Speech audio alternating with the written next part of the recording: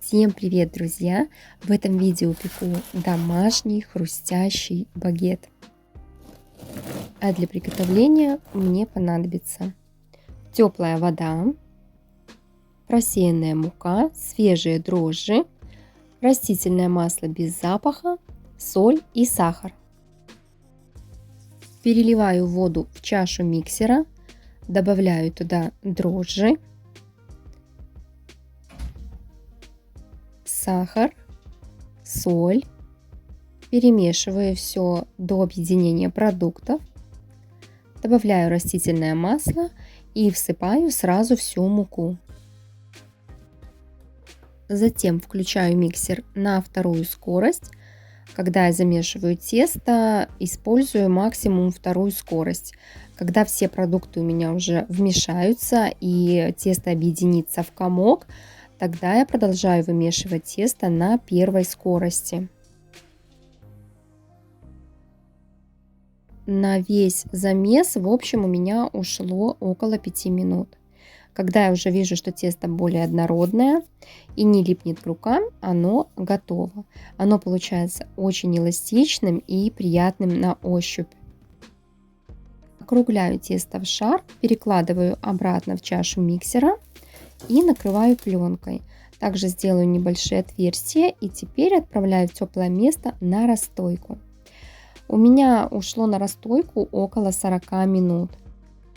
Тесто очень хорошо подошло, теперь я его обминаю и буду формировать из него багеты. Немножко припыляю стол мукой, выкладываю тесто и разделяю его на 3 части.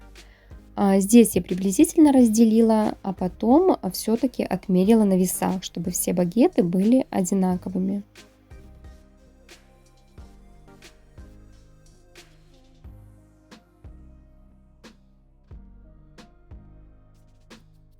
Накрываю тесто, чтобы оно не заветривалось, и начинаю формировать первый багет.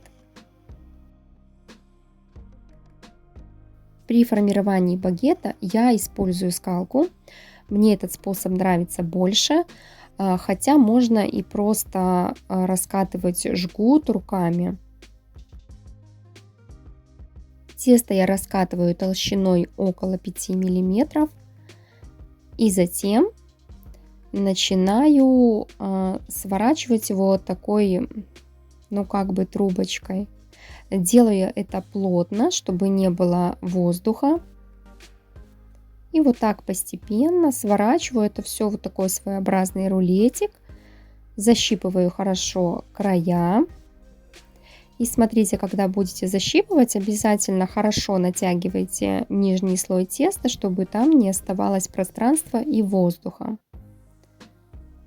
Затем еще немножко вот так подкатываю руками и перекладываю багет на противень. Таким же способом формирую 2 оставшихся багета. Затем очень острым ножом наношу надрезы на багет. Надрезы можно делать сразу после формовки багетов, а можно после расстойки. Когда будете делать после расстойки, будьте очень аккуратны, чтобы не опало тесто.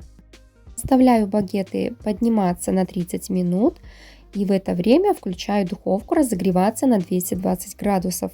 И когда духовка разогрелась, а багеты поднялись, я наливаю горячую воду и ставлю ее в самый низ духовки. Затем отправляю туда расстоявшиеся багеты. Противень я устанавливаю чуть ниже среднего уровня и буду выпекать с водой 15 минут. И затем по истечении 15 минут убираю воду и буду выпекать при этой же температуре еще 5 минут. И вот какие красивые они получаются. Румяные, очень хрустящие. Прямо вот стучит корочка сверху. Потрясающий результат. Разрезала его еще горячим. Багет получается потрясающе вкусным, это без преувеличения. Обязательно попробуйте этот рецепт, и вы будете печь багет самостоятельно, постоянно. Спасибо, что досмотрели это видео до конца. Всего вам самого наивкуснейшего. Всем пока, до новых видео.